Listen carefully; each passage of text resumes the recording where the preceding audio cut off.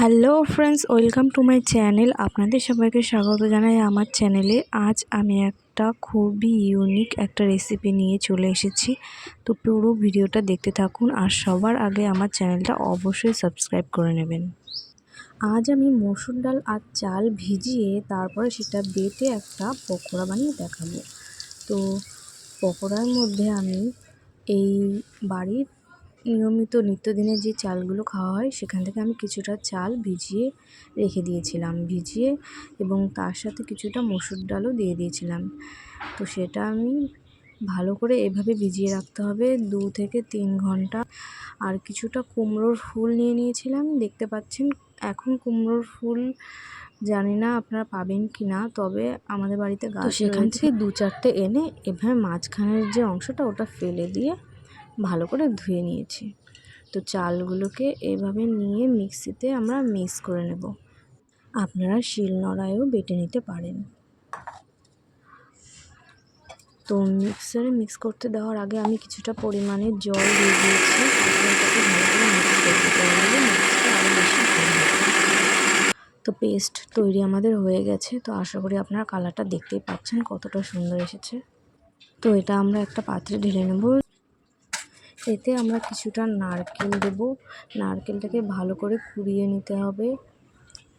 তো নারকেল কোড়াটা দিলে পকোড়াটা আরোই ভালো লাগবে খেতে। তো নারকেল কোড়ো দেওয়ার পরে আমরা এতে এই দেখুন কুমড়ো ফুলটাকে এইভাবে কেটে নিয়েছি কুচি কুচি করে। তো পেঁয়াজ, টমেটো কুচি কুচি করে কেটে নিয়েছি, আর কাঁচা লঙ্কা পরিমাণ মতো দিয়ে দিয়েছি, আর এতে সামান্য ময়দা দিয়ে দিয়েছি। তো লবণ আর হলুদ দিয়ে দিলাম পরিমাণ মতো। এবার হালকা একটু জল দিয়ে এটাকে ভালো করে এভাবে মাখো মাখো করে মেখে নেব। তো মাখাটা আমাদের তৈরি হয়ে গেছে। তো দেখতে পাচ্ছেন একদম পাতলা করে মাখিনি, এবং এটা কিন্তু খুবই একটু বড়া টাইপের হবে। এই জন্য এটা সামান্য পরিমাণে একটু জল দিয়ে এটাকে মাখতে হবে। তো এবার সরষের তেল আমি দিয়ে দিলাম। গরম হওয়ার পরে আমি বড়াগুলোকে অল্প অল্প করে ছেড়ে দিলাম।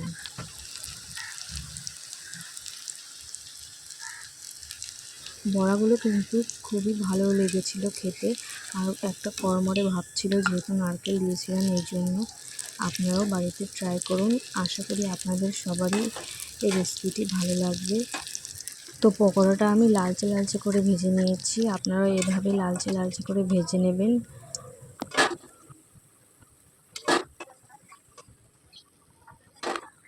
এভাবে অল্প অল্প করে সব পকোড়াগুলোকে ভেজে ফেলব।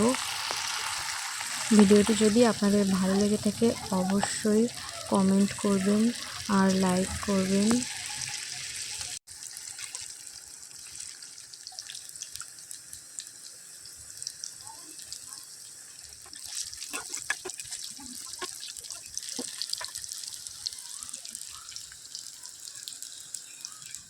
তো পকোড়া আমাদের ভাজা হয়ে গেছে। তো একটা প্লেটে আমরা এইভাবে সাজিয়ে নিলাম। আপনাদের ভিডিওটা কেমন লেগেছে অবশ্যই জানাবেন। আর বন্ধুরা, আজকের মতো এই পর্যন্তই। দেখা হবে আবার নেক্সট ভিডিওতে। ততক্ষণের জন্য টাটা।